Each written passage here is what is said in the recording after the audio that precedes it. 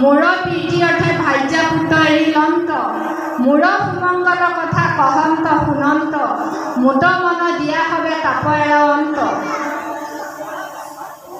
प्रभु समस्त आई मातृ समस्त आई देवाहुति आई सुधिसे प्रश्न और कपिल प्रभु ईश्वर रूपी पुत्र कपिल प्रभुए কৈ আছে যে শাস্ত্ৰ অনুবৰ্তী হলে আমি কেনেকুৱা হৈ যাম কৈছে যে মুহুৰ একান্তভাৱে ভকতি কৰন্ত।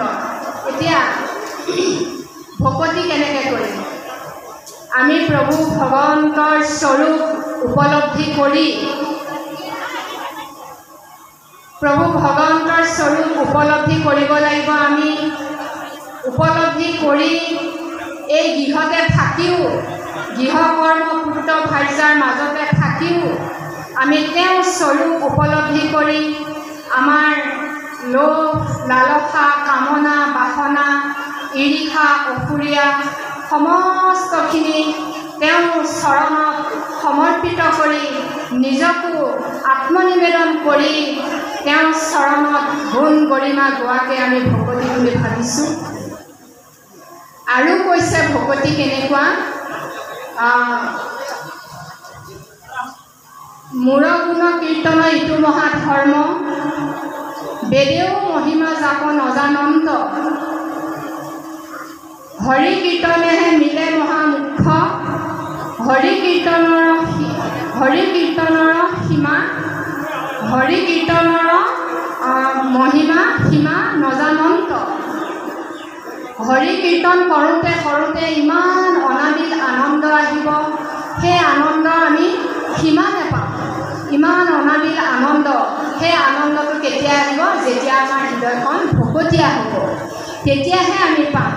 গতিকে প্ৰভু ভগৱন্তৰ প্ৰীতি অৰ্থে আমি যেতিয়া গৃহবাসতে থাকিও পুত্ৰ ভাৰ্যা পোষণ পালন কৰিও যেতিয়া আমি ঈশ্বৰ চৰণত তেওঁ গুণ কীৰ্তন গাম, যি গুণ কীৰ্তন বেদেও মহিমা শেষ কৰিব নোৱাৰিলে। সমস্ত বেদ বেদান্তৰ প্ৰভু পৰম ব্ৰহ্ম এনেকুৱা পৰম ব্ৰহ্ম তেনেকুৱা তেনেকুৱা গুণ মহিমা গাই গাই গাই গাই বেদে শেষ কৰিব নোৱাৰিলে। কিন্তু মহাপুৰুষ কৃপালু গুৰুজনাই দশম স্কন্ধ ভাগৱতত সেইজন ব্ৰহ্ম কৃষ্ণ আমাৰ উপাসনাৰ কৃষ্ণ দেৱতাক জন্ম দিয়ালে সংসাৰ কাৰাগাৰত দৈৱকী বসুদেৱৰ মাধ্যমেৰে আৰু দশম স্কন্ধৰ শেষ দশমত বৈকুণ্ঠ প্ৰাপ্তি কৰাই দিলে। সেইজন প্ৰভু ভগৱন্ত আমাৰ উপাসনাৰ প্ৰভু ভগৱন্ত বুলি আমি যেতিয়া জানিলোঁ, জানি তেওঁৰ চৰণত আমি সমস্ত সমৰ্পিত কৰি আমি যেতিয়া নিজকো অৰ্পিত কৰিলোঁ এই ভকতি। গতিকে তেতিয়া আমাৰ কি হ'ব, এনেকৈ যেতিয়া আমাৰ মন প্ৰাণ ভকতীয়া হ'ব তেতিয়া আমাৰ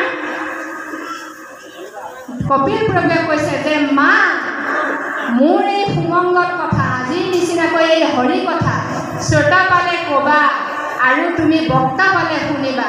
আমি বহুত জিজ্ঞাসু মনত গোটেই ৰাতিটো আমাতকৈ বহুত বেছি জনা যেতিয়া আমি ভকত পাওঁ, এইটো মানে কি বা তমুকত যে পঢ়িছিলোঁ এইখিনি মই জনা নাই কওকচোন, কীৰ্তনৰ অমুক পদ থাকি এইখিনি যে আমি লিখি লিখি থৈ দিওঁ ডায়েৰীত আৰু